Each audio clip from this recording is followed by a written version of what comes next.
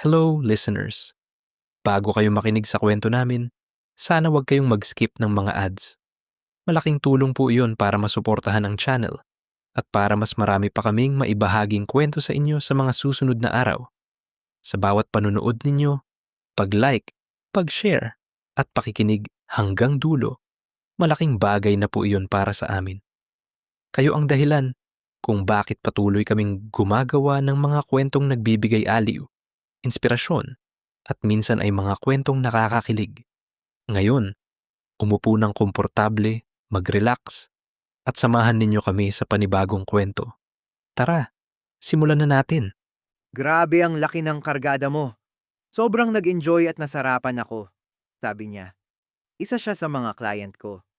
Buti naman sir, nag-enjoy kayo. Sagot ko, oo, ang galing mo. Eto yung bayad ko. Dinagdagan ko na yan. Sagot niya, tapos inabot niya sa akin yung 2,500. Thank you sir. Sa uulitin ulit. Sabi ko, sige, kasi sigurado. Hahanap-hanapin kita. Ginalingan mo kasi. Sabi niya sabay tawa. Kailan po ba ulit kayo free? Tanong ko. Hindi ko pa alam. Basta chat na lang kita. Sagot niya. Noted. Sabi ko, tapos lumabas na siya sa kwarto ng motel. Ako naman, naligo muna. Tapos kinuskus ko yung katawan ko ng mabuti para mawala yung laway niya sa katawan ko.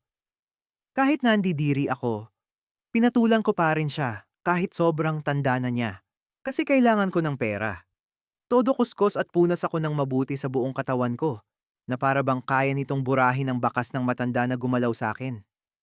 Matagal na akong namumuhay sa ganitong paraan, pero hanggang ngayon, hindi pa rin ako nasasanay.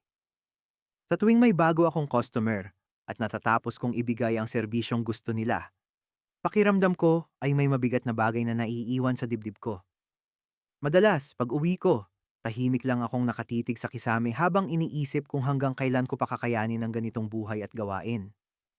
Hi, ako si Harold, 20 years old at kasalukuyang second-year college student. Wala na akong mga magulang sa buhay ko. Hindi ko alam kung nasaan sila ngayon dahil bata pa lang ako nang iwan nila ako sa pangangalaga ng lola ko. Hanggang ngayon, wala pa rin kaming balita tungkol sa kanila. Kahit ang lola ko, hindi rin alam kung nasaan na si mama at papa o kung buhay pa ba sila. Lumaki akong ang lola ko lang ang kasama ko. Iya ang nagsumikap para mapalaki ako kahit hirap na hirap kami sa buhay. Matanda na ang lola ko at hindi na niya kayang magtrabaho. Kaya ako na ang tumayong haligi ng maliit naming tahanan. Habang nag-aaral sa kolehiyo, nagtatrabaho rin ako para may pangkain kami araw-araw, pambayad sa mga gastusin sa bahay, at pambili ng mga kailangan ko sa school. Hindi madali ang sitwasyon ko. Madalas kulang ang tulog ko dahil pagkatapos ng trabaho ay kailangan ko pang pumasok sa klase at gumawa ng mga requirements. May mga pagkakataon ding gusto ko nang sumuko dahil sa pagod at dami ng problema. Pero sa tuwing naiisip ko ang lola ko at ang mga sakripisyong ginawa niya para mapalaki ako, nakakahanap ulit ako ng dahilan para lumaban. Kahit sobrang hirap ng buhay namin, hindi ko binibitawan ang pag-aaral dahil ito na lang ang nakikita kong daan para makaahon kami sa kahirapan. Kaya araw-araw, kahit pagod, kahit nahihirapan, patuloy akong bumabangon at lumalaban. Dahil alam kong kung susuko ako ngayon, mananatili kami sa kahirapan. Harold, kain tayo. Marami akong baon na pagkain dito, sabi ni Josh. Kaibigan ko siya school at sobrang swerte ko sa kanya dahil palagi niya akong naaalala. Maaasahan ko din siya sa lahat ng oras. Napakabuti niya sa akin. Salamat, nagugutom na rin ako, sagot ko. Tapos umupo ako sa table. Kumain ka lang, nang kumain. Madami yan, sabi niya. Wala kaming prof ngayon, kaya tambay lang kami sa room. Gusto mo, matulog ka muna sa classroom namin bago ka pumasok sa work? Sabi naman ni Jenica. Kaibigan ko si Jenica at kaklase ko rin siya sa 3 subject. Isa siya sa mga taong malapit din sa akin sa school. Wala kasi kaming maayos na tambayan o sleeping quarters sa campus, kaya kadalasan ay sa bakanteng classroom lang nagpapahinga ang mga estudyante. Alam din ni Jenica ang sitwasyon ko. Alam niyang nagtatrabaho ako habang nag-aaral at madalas ay kulang ako sa tulog. Maraming beses na niya akong nakitang inaantok sa klase o halos hindi na makadilat dahil galing ako sa trabaho. Okay lang ba? Tanong ko. Oo naman. Wala namang gagamit ng room hanggang mamayang hapon. Magpahinga ka muna. Mukhang hindi ka na naman natulog ng maayos kagabi. Sagot niya. I'm so thankful na meron akong mga kaibigang katulad ninyo. Sabi ko habang nakatingin kila Josh at Jenica. Napangiti silang dalawa. Ano ka ba, Harold? Kaibigan ka namin. Normal lang na tulungan ka namin kung kaya namin. Sagot ni Josh habang bahagyang tinatapik ang balikat ko. Huwag mong isipin na mag-isa ka sa mga problema mo. Hindi man namin kayang solusyonan lahat. Pwede naman kaming makinig at samahan ka. Sabi naman ni Jenica. Hindi ko maiwasang mapangiti. Sa dami ng pinagdaanan ko sa buhay, bihira akong makatagpo ng mga taong tunay na nagmamalasakit ng walang hinihinging kapalit. Kaya malaking bagay para sa akin ang pagkakaroon ng mga kaibigang tulad nila. Pagkatapos naming kumain, pumunta na kami ni Jenica sa classroom nila. Dahil bakante pa at wala pang profesor, inilapag ko ang bag ko sa tabi ng upuan niya at doon ako nagpahinga. Sa sobrang pagod ko, ilang minuto lang ang lumipas ay nakatulog na agad ako. Hindi ko na malayan kung gaano katagal akong nakatulog hanggang sa maramdaman ko ang mahinang pag-alog ni Jenica sa balikat ko. Harold, gising! Malapit nang dumating yung professor namin, sabi niya. Dahan-dahan akong bumangon at kinusot ang mga mata ko. Kahit papaano, nabawasan ang pagod na nararamdaman ko. Salamat, Jenica, sabi ko habang inaayos ang bag ko. Walang anuman. Ingat ka sa trabaho mamaya, sagot niya. Nagpaalam na rin ako sa kanya at lumabas ng classroom. Pagkatapos ay bumiyahe na ako papunta sa trabaho. Waiter kasi ako sa isang restaurant. Hindi kalakihan ang sahod ko. Pero malaking tulong na yon para sa pang-araw-araw naming gastusin ng lola ko at para maipagpatuloy ko ang pag-aaral. Habang nasa biyahe, iniisip ko na naman ang mahabang oras ng pagtatrabaho na naghihintay sa akin. Pagod pa rin ang katawan ko, pero wala akong ibang pagpipilian kundi ang magpatuloy. Kailangan kong kumayod dahil may lola akong umaasa sa akin at may mga pangarap akong ayaw kong manatiling pangarap lang. Habang nagsiserve ako ng pagkain sa mga customer, napansin ko ang isang grupo ng mga lalaki na nakaupo sa isang mesa malapit sa bintana. Can we get an extra water? Sabi ng isa sa kanila habang nakangiti. Sure sir, sagot ko. Pero bago pa ako makaalis, sumingit naman ang isa nilang kasama na naka-red na polo. Pwede raw ba kunin ng kasama ko yung number mo? Biro niya sabay turo sa katabi niya. Agad namang namula ang lalaking itinuro niya. Hoy, baliw ka. Wala akong sinasabi. Don't mind him. Sabi nito habang natatawa at umiiling, tapos nagtawanan ng buong grupo. Nahuli ka na kasi. Kanina ka pa nakatingin kay kuya eh. Sabi ng isa nilang kasama. Base sa mga kilos at paraan ng biruan nila, I know na parte sila ng LGBT community.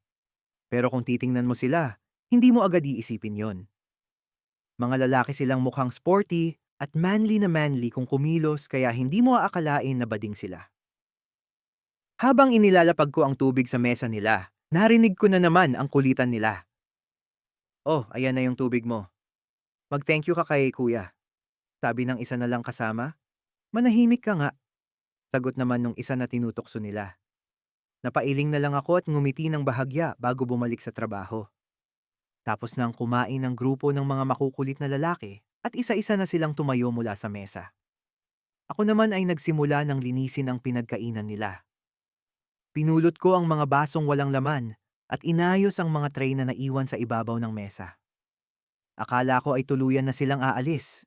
Pero nagulat ako nang mapansin kong may isang taong bumalik at naglalakad papunta sa direksyon ko. Siya yung lalaking kanina pa tinutokso ng mga kasama niya. Saglit akong natigilan habang hawak ang basang pamunas. Napatingin ako sa kanya. Excuse me, sabi niya. Yes, sir? Sagot ko. Mukhang kinakabahan siya. Paminsan-minsan ay sumusulyap pa siya sa mga kaibigan niyang naghihintay malapit sa pinto at halatang pinapanood siya. Pasensya ka na sa mga kaibigan ko kanina. Medyo makukulit lang talaga sila. Pero pwede ko bang kunin ang number mo? Sabi niya. Nanlaki ang mga mata ko sa gulat. Hindi ko inaasahan na magiging totoo pala ang mga biro ng mga kaibigan niya kanina. Hindi ko alam ang sasabihin ko, pero hindi ko rin alam kung bakit, pero binigay ko ang number ko sa kanya. Sure ka? Active number ito? Tanong niya habang nakatingin sa papel kung saan ko isinulat ang number ko. Yes, sir.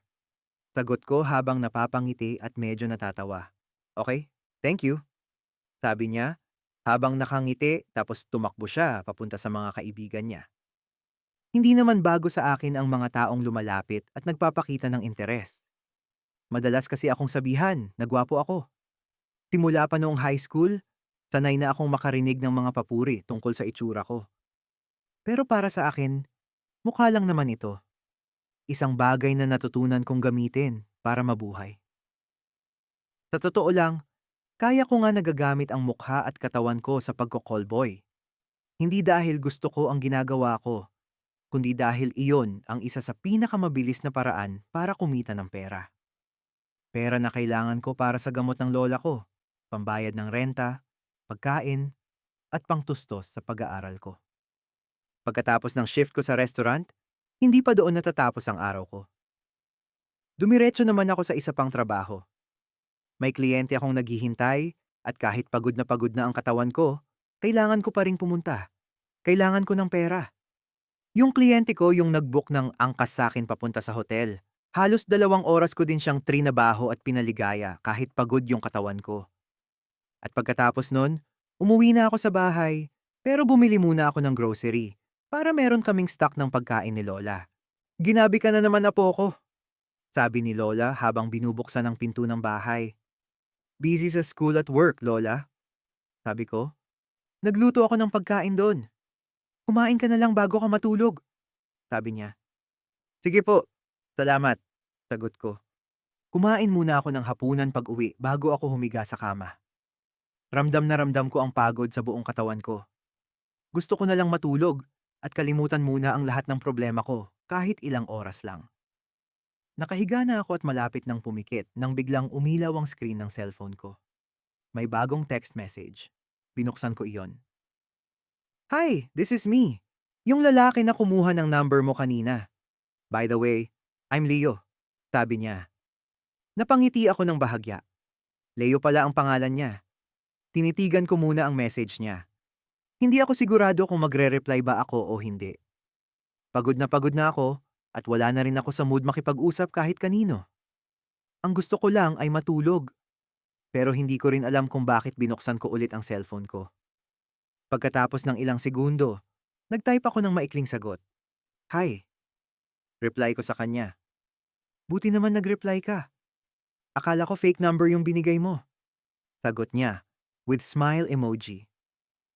Hindi ako nagbibigay ng fake number, sabi ko. Ano palang name mo? Tanong niya. Harold, sagot ko. Nice name. Anong ginagawa mo niyan? Tanong niya. Eto, nakahiga na. Sagot ko. Hindi ba ako nakakaistorbo sa'yo? Tanong niya. Hindi naman. Pero I need to sleep na talaga. Sobrang pagod na ako.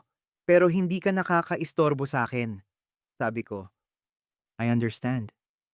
Sige, matulog ka na. Good night. And thank you sa time. Sabi niya with smile emoji. Ilang segundo akong nakatitig sa huli niyang mensahe bago ko inilapag ang cellphone ko sa tabi ng unan. Pagkatapos ay pumikit na ako at mabilis ding nakatulog dahil sa sobrang pagod. Pagkagising ko kinabukasan, ang unang bumungad sa akin ay ang kisame ng maliit naming kwarto. Ilang segundo akong nakahiga habang pilit na ginigising ang sarili ko. Narinig ko ang mahinang ubo ng lola ko mula sa kabilang bahagi ng bahay. Napabuntong hininga ako at bumangon. Isa na namang araw. Isa na namang laban. Pagtingin ko sa cellphone ko para tingnan ng oras, napansin kong may ilang unread messages. Akala ko galing sa mga kaklase ko o kaya naman sa manager ko sa trabaho. Pero nang buksan ko ang cellphone ko, nakita ko ang pangalan ni Leo. Good morning. Sana nakapagpahinga ka ng maayos, sabi niya sa text. Hindi muna ako nag-reply sa kanya. Pagtingin ko sa oras, napagtanto kong baka malate ako. Kapag nagtagal pa ako sa kama, mabilis akong bumangon at nagsimulang maghanda para pumasok sa school. Pagkatapos maligo at magbihis, nagpaalam na ako sa lola ko. Nang makasakay na ako papunta ng bus, nag-reply ako kay Leo sa text. Nang makasakay na ako sa bus papunta sa school, saka ko lang ulit kinuha ang cellphone ko mula sa bulsa. Binuksan ko ang conversation namin ni Leo. Tapos nag-reply ako sa text niya kanina. Good morning, I'm on the way to school, sabi ko.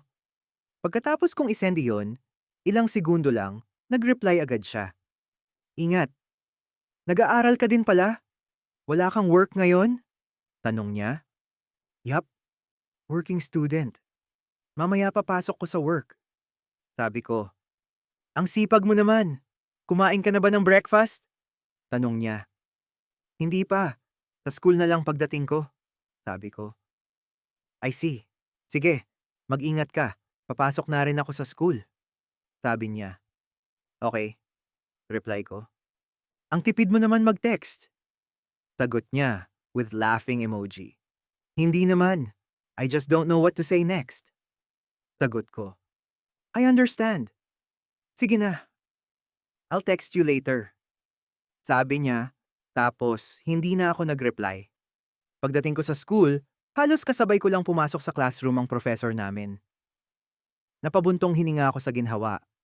Buti na lang at hindi ako na late dahil may exam kami ngayong araw. Kung naipit pa ako sa traffic, baka hindi na ako nakapasok sa oras. Medyo inaantok pa rin ako dahil kulang ang tulog ko pero pinilit kong mag-focus sa exam. Sayang naman ang pagod ko kung babagsak lang ako. Pagkatapos ng exam, agad akong lumabas ng classroom at dumiretso sa kantin kung saan naghihintay sina Josh at Jenica. Nagkwentuhan lang kami habang kumakain ng murang merienda. Kahit simpleng usapan lang, nakakatulong yon para mabawasan ng stress ko. Dahil wala akong ibang mapagpapahingahan, dumiretso na lang ako sa library. Humanap ako ng sulok na hindi masyadong matao at doon ako umupo. Inilapag ko ang bag ko sa mesa at isinandal ang ulo ko rito. Sa sobrang pagod ko, hindi ko namalayan ang oras. Nagising lang ako nang marinig ko ang mahinang paggalaw ng mga estudyanteng nagliligpit ng gamit. Napatingin ako sa relo at agad na napamura sa isip ko. Kailangan ko nang umalis. Mabilis kong inayos ang gamit ko at lumabas ng library tapos nag-book ng angkas para mabilis makapunta sa work ko. Habang abala ako sa pagsisilbi ng mga pagkain at pag-aasikaso sa mga customer, napansin ko ang isang pamilyar na mukha sa isang mesa sa gilid ng restaurant. Napatigil ako sandali. Si Leo. Naka-school uniform pa siya. Hindi ko alam kung nagkataon lang ba o sinadya niyang pumunta roon. Umiling ako sa sarili ko. Customer siya. Trabaho ko ang asikasuhin siya, gaya ng ginagawa ko sa ibang customer. Huminga ako ng malalim at lumapit sa mesa niya. Pag-angat niya ng tingin, agad siyang napangiti nang makita ako. Parang siya pa yata ang mas natuwa kaysa sa akin. Good evening. Ano pong order ninyo, sir? Tanong ko sa kanya. Pwede bang ikaw na lang ang order ko? Sagot niya, tapos bigla siyang tumawa. Hindi pwede eh. Sagot ko, tapos natawa din ako. I see. Sige. Iba na lang ang kakainin ko, akin na yung menu ninyo. Pipili ako. Sabi niya, tapos inabot ko yung menu book na hawak ko. Nagkunwari siyang seryosong nagbabasa ng menu, pero maya-maya ay tumingin ulit siya sa akin. Anong masarap dito? Tanong niya. Ako po. Sagot ko tapos bigla siyang napatingin sa akin. Marunong ka na mag-joke ah. Sabi niya tapos sabay kaming natawa. Pagkatapos kumain ni Leo sa restaurant, hindi rin siya nagtagal. Mauna na ako. May lakad pa kasi kami ng family ko. Sabi niya habang nakatayo na sa tabi ng mesa. Sige, ingat ka. Sagot ko. Ikaw rin. Huwag kang masyadong magpagod. Sabi niya. Napangiti lang ako ng bahagya. Pagkatapos noon, ay mabilis na siyang umalis. Ilang segundo ko siyang pinanood habang papalabas ng restaurant bago ako bumalik sa trabaho. Marami pang customer ang kailangang asikasuhin. Marami pang mesa ang kailangang linisin. Marami pang oras bago matapos ang shift ko. Kaya agad kong isinantabi sa isip ko si Leo at nag-focus ulit sa trabaho. Lumipas ang mga oras at dumating din ang pagtatapos ng shift ko. Habang ang ibang tao ay pauwi na para magpahinga, iba naman ang naghihintay sa akin. Paglabas ko ng restaurant, dumiretso ako sa susunod kong pupuntahan. Isa na namang kliyente. Isa na namang gabing kailangan kong tiisin para kumita. Kailangan ko ulit gamit ang katawan ko para sa pera. Pag uwi ko ng bahay, hating gabi na naman. Tahimik na ang buong paligid. Tanging mga ilaw na lang sa labas ng bintana ang nakikita ko habang dahan-dahan akong naglalakad papasok ng bahay. Pagod na ako. Pakiramdam ko ay ilang araw na akong hindi nakakapagpahinga ng maayos. Minsan naiisip ko kung hanggang kailan ko kakayanin ang ganitong buhay. Sa umaga estudyante, sa hapon waiter, at sa gabi, naghahanap buhay pa rin biglang callboy para masiguradong may panggastos kami ng lola ko at may pambayad ako sa pag-aaral. Nakahiga na ako sa kama at malapit nang makatulog nang biglang nag-vibrate ang cellphone ko. Napabuntong hininga ako at kinuha iyon mula sa tabi ng unan. Pagtingin ko sa screen, nakita ko ang pangalan ni Leo. "Nakauwi ka na ba? Kamusta ang araw mo?" tanong niya. Hindi ko alam kung bakit, pero parang nakakapanibago na may taong nagtatanong kung kamusta ang araw ko. Kadalasan kasi, ako yung laging nagtatanong sa iba. "Kakauwi ko lang, medyo pagod," sabi ko. "Good. Kumain ka na?" "Oo. Ikaw? Kumusta araw mo?" tanong ko. "Okay naman. Lumabas kami ng family ko. Pero mas interesting pa yata yung araw mo kaysa sa akin," sabi niya. "Hindi ka sure dyan," sagot ko. Napailing ako habang nakangiti. Hindi ko na malaya na halos ang tagal na pala namin na nag-uusap sa text. Noong una, hindi talaga ako komportable kay Leo. Sa totoo lang, pakiramdam ko, magkaiba ang mundo naming dalawa. Mukha siyang rich kid, maayos manamit, laging mukhang presentable, at sa Ateneo University siya nag-aaral. Samantalang ako, araw-araw na iniisip kung paano pagkakasyahin ang kinikita ko para sa pagkain, gastusin sa bahay, gamot ng lola ko, at pag-aaral. Kaya noong una, hindi ko maiwasang isipin na hindi niya ako maiintindihan. Hindi niya maiintindihan kung gaano kahirap ang mabuhay kapag bawat piso ay mahalaga. Hindi niya maiintindihan kung paano matulog ng kulang sa oras dahil kailangan mong pagsabayin ang trabaho at pag-aaral. Pero habang tumatagal kaming nag-uusap, unti-unti kong napagtanto na mali pala ako. Marunong siyang makinig. Hindi niya ako hinuhusgahan. Hindi rin niya minamaliit ang mga pinagdadaanan ko. Kapag nagkukuwento ako tungkol sa mga problema ko, nakikinig lang siya. Kapag pagod ako, tinatanong niya kung nakakain na ba ako. Unti-unti ko ring naikwento sa kanya ang buhay ko. Ang tungkol sa mga magulang kong iniwan ako. Ang tungkol sa lola kong nagpalaki sa akin. Ang tungkol sa pagiging working student ko. At sa bawat kwento ko, hindi siya nagsawang makinig. Hindi siya nagsabi ng arte mo. Hindi siya nagsabi ng madali lang yan. Nakinig lang siya. At minsan, iyon lang naman talaga ang kailangan ng isang taong matagal nang lumalaban mag-isa. Hanggang sa napansin ko na lang na naging part na si Leo ng araw-araw ko. Minsan lumalabas kami, nagkakape, or sinasama niya ako para mag-road trip. Naging sobrang close kaming dalawa. Naging isa na siya sa mga pinakamahalagang tao sa araw-araw kong buhay. And one day, I realized something. Nagkakagusto na ako kay Leo. Nung una, I tried to deny it. Pinigilan ko yung sarili ko kasi alam ko naman na magkaiba ang buhay namin na dalawa. Pero habang pinipigilan ko, mas lalong lumalakas yung nararamdaman ko. "I think, wag muna tayong magkita," sabi ko sa kanya. Habang nakahiga kami sa kama, kakatapos lang namin magbembangan. "Bakit?" tanong niya.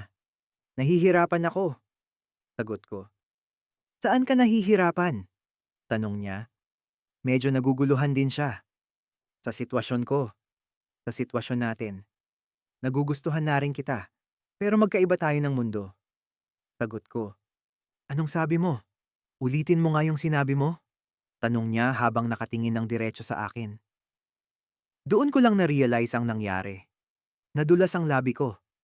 Hindi ko na malaya na nasabi ko pala ng malakas ang bagay na ilang buwan kong pilit itinatago na gusto ko siya. Nagugustuhan mo na ako? Tanong niya ulit, pero hindi ko alam ang sasabihin ko. Harold, tingnan mo ako. Magsalita ka, sabi na naman niya. Dahan-dahan akong napatingin sa kanya. Oo, nagugustuhan na kita. I'm starting to fall in love with you. Sagot ko tapos bigla siyang napangiti. Alam mo naman na gusto din kita. And masaya ako na marinig na gusto mo na rin ako. Sabi niya tapos niyakap niya ako. Pero hindi kita pwedeng mahalin. Magkaiba tayo ng mundo. Sabi ko. Anong hindi pwede? Willing akong mag-adjust para sa'yo. Kasi mahal kita. Magtutulungan tayong dalawa. Tanggap kita kahit sino ka pa. Sabi niya. Sigurado ka? Matatanggap mo ako kahit sino ako. Kahit may malaman ka pa na bagay na hindi mo pa alam sa akin? Matatanggap mo pa rin ako. Tanong ko habang nakatingin sa mga mata niya. Matatanggap ko lahat sa'yo. Now tell me everything that I need to know. Sabi niya. Tiningnan ko lang siya. Matatanggap ko lahat sa'yo. Now tell me everything that I need to know. Sagot niya. Tinitigan ko lang siya. Hindi ko alam kung saan ako magsisimula. Ang pagiging callboy ko lang naman ang hindi niya alam. Pero lahat ng tungkol sa akin alam niya. Huminga ako ng malalim bago ako magsalita. I think nasabi ko na lahat ng tungkol sa akin. Pero may isang bagay na kinahihiya ko sa sarili ko. Nagbebenta ako ng sarili ko. Nagko-callboy ako. Lahat ng ginagawa ko para mabuhay kami ng lola ko at para makapagtapos ako. May mga desisyon akong ginawa sa buhay na hindi ko ipinagmamalaki. Sabi ko. Tapos tumulo na yung luha sa mata ko. Nakatingin na lang siya sa akin.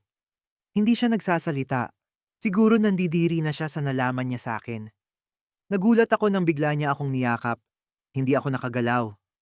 Nanigas lang ako habang yakap-yakap niya ako ng mahigpit. Mahal kita. Mahal kita. Kahit ano pa ang nakaraan mo. O kahit ano pa ang mga bagay na ginawa mo para mabuhay. I'll never judge you. If that's the only way you knew how to survive, how am I supposed to judge you? Sabi niya. Dahan-dahan akong tumingin sa kanya habang may mga luha pa rin sa mga mata ko. Hinawakan niya yung mukha ko at pinunasan yung luha sa mata ko. I love you so much, sabi niya tapos hinalikan niya ako. And doon ko na-realize kung gaano niya talaga ako kamahal sa kabila ng lahat ng nalaman niya. At noong gabing yon, naging boyfriend ko si Leo. At naging boyfriend niya ako. Hindi na ako nag-callboy para kay Leo. At sa unang pagkakataon, may taong nakilala ako ng buo. Ang mga sugat ko, mga pagkakamali ko, mga lihim ko, at lahat ng bagay na ikinahihiya ko. At pinili pa rin niya akong mahalin. Hindi naging madali ang buhay pagkatapos noon. Working student pa rin ako. Marami pa ring bayarin. Marami pa ring pagsubok. At marami pa ring araw na pakiramdam ko ay gusto ko nang sumuko. Pero sa pagkakataong iyon, hindi na ako lumalaban ng mag-isa. Nandyan si Leo. At sa bawat pagkakataong nakakaramdam ako ng pagod, takot, o panghihina, pinapaalala niya sa akin na may taong naniniwala sa akin. Ngayon, 5 taon na kaming magkasama. Graduate na ako ng kolehiyo. May maayos na akong trabaho. Retired na rin si Lola sa lahat ng problema dahil kaya ko na siyang suportahan. My life changed when I met Leo. I was no longer fighting alone. For so many years, I carried every burden by myself. I thought I had to face every struggle, every heartbreak, and every challenge on my own. But Leo showed me that it's okay to lean on someone, to be vulnerable, and to let another person walk beside you through life's battles. He didn't save me from my problems. Instead, he stayed with me while I fought them. To those fighting battles no one knows about, keep going.